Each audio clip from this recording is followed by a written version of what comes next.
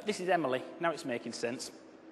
This is my niece's daughter. I have a niece who's 42. I don't quite know how that happened. Anyway, I have a niece who's 42, and this is a picture of Emily when she was 3. Emily was born on the 23rd of December in the year 2000. She's now 17. No, 7. 7, that's it. She just seems to be 17. When my niece had Emily, 2 days later was Christmas Day, she got one of these. Who's not got a digital camera? One person, thank you. 2 people. The vast majority of people now have digital cameras. And the great thing about them is, 1, they're cheap, and 2, you don't use any film. So you fill the camera with pictures, you download it to your computer, the camera's now empty. That goes on indefinitely. My niece did that with Emily. From the 2 days after she was born, she started taking pictures. When the camera filled up, downloaded to a computer. 3 years later, she rings me. She said, "Uncle Robert, you're good with computers. Can you help me?" I said, "Well, okay, what's the problem?" She said, "All the pictures of Emily, I can't find them on my computer. They've all disappeared." I said, "Well, what's happening?" And it turns out that she's had a little problem with the computer, i.e. it won't start. Phoned the shop. The guys come out and fixed it. So I said to her, I said, "What did he do?" She said, "Oh, I don't know. He said something about replacing the hard drive." And I said, "What did he do with the old one?" She goes, "Oh, I think he took it with him." "But where are my pictures of Emily?" I said, "They're on the hard drive." I said, "But don't worry. Surely, you know, information security specialist, my niece would have backed them up onto CD." Now, I said, "Well, have you printed any?" "Well, a few, but most of them are just on the computer." So she'd lost 3 years' worth of photographs of her daughter, like that, simply because she didn't do a simple, in effect, security thing about backing your pictures up.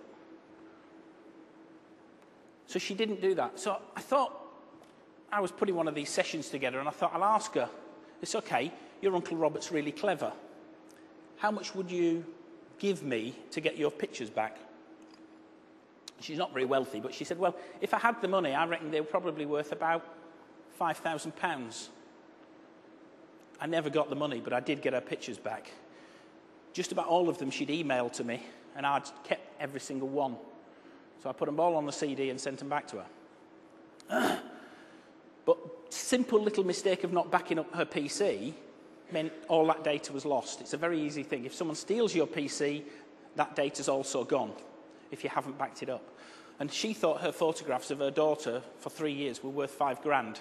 I think that's reasonable. I don't think that's expensive.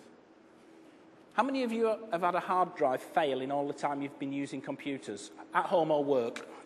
Oh, most of you. Yeah? It's not a matter of if it'll happen, it's a matter of when it'll happen. Okay.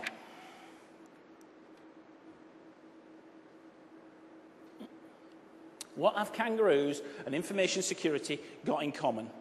I would be very surprised if you know the answer to this question. The government of Australia did some research into why kangaroos were dying on the roads of Australia. And they found fairly obvious things, really. They found that the young kangaroos, the little ones, the juveniles, were just simply walking across the road. Little kangaroo, lovely. So they were just simply walking to the road, walking across and getting hit by vehicles. Mainly because the kangaroos didn't understand the risks involved. They had no awareness of traffic. They then started looking at the older kangaroos who seemed to demonstrate some unusual behaviour. They got to the side of the road and they actually looked either way before crossing. The vast majority of the deaths were in the young ones, but a few of the older ones seemed to come to the road, look, and then misjudge where the vehicle was. So they were making mistakes. They understood the risk, they had the awareness, but they made mistakes, and that's what happened to some of the older ones.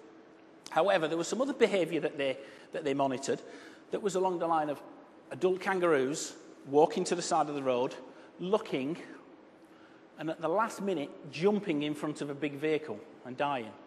And the only conclusion they could come to was that they were suicidal kangaroos. It's a fairly logical suggestion, really, that these kangaroos are suicidal. that hasn't really explained what kangaroos and information security has got in common. But you have some suicidal kangaroos in your organisation.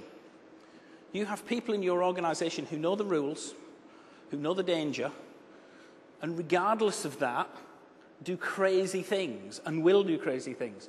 What do you do about suicidal kangaroos?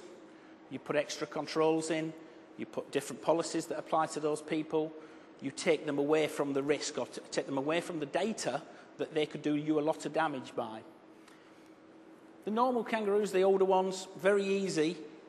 They're aware people will make mistakes. There are things you can do in your policies that will try and mitigate those mistakes, spot that a mistake has happened, and rectify it. Most mistakes can be rectified if you catch them early enough.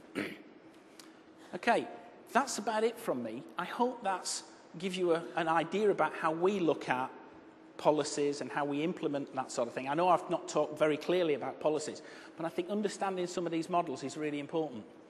And it took me a long time to find some crazy kangaroos, but that's the picture. I quite like that one.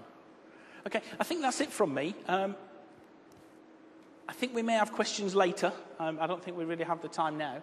If anyone wants to find out any more, that's me, that's my email address, my bank account details. You could have them really, because you probably spend less than my wife on my credit cards. Thank you very much for listening. Thanks for coming back. Hope you have a great lunch. Thank you.